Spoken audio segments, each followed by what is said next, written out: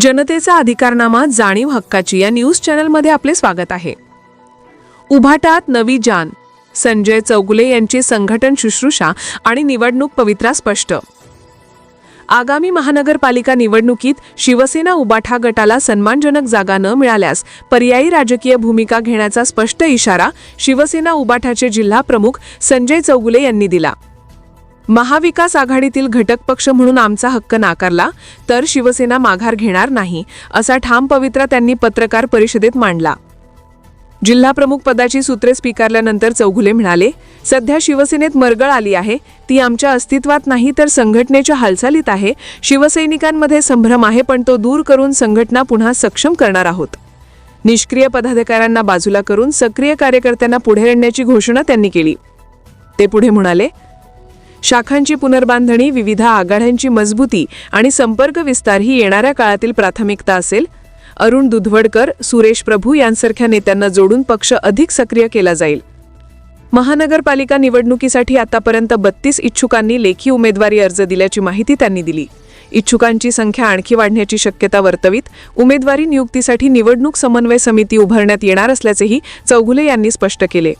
बैठकीला शहराध्यक्ष सयाजी चव्हाण, मलकारी लवटे, शिवाजी पाटील, संतोष गौड, रतन वाझे, विजय देवकर यांसह शिवसैनिक मोठ्या संख्येने उपस्थित होते।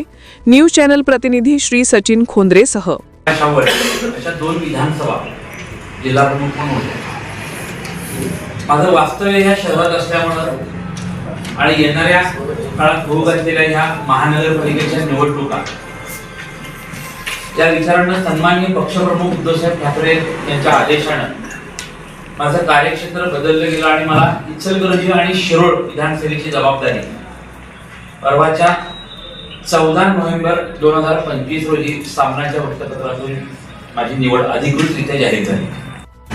त्या निवडणुका परवा संपल्या आणि आता महानगरपालिकेची येणारी निवडणूक या पार्श्वभूमीवर आज इचलकरंजी शहराची आमची कार्यकारिणीची बैठक आता शहर कार्यालयात पार पडली। त्याचबरोबर खरं तर ह्या शहराला एक जिवंतपणा ठेवण्याचं काम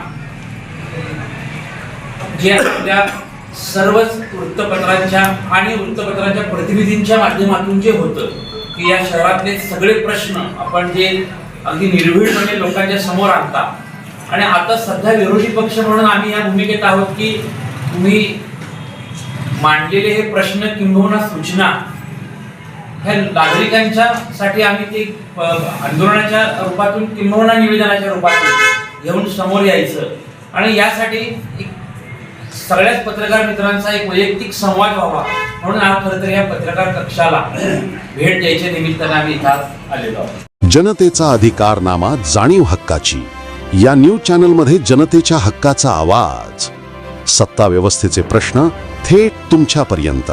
जाहिराती आणि बातमीसाठी आजच 70 57 87 98 02 शी संपर्क साधावा।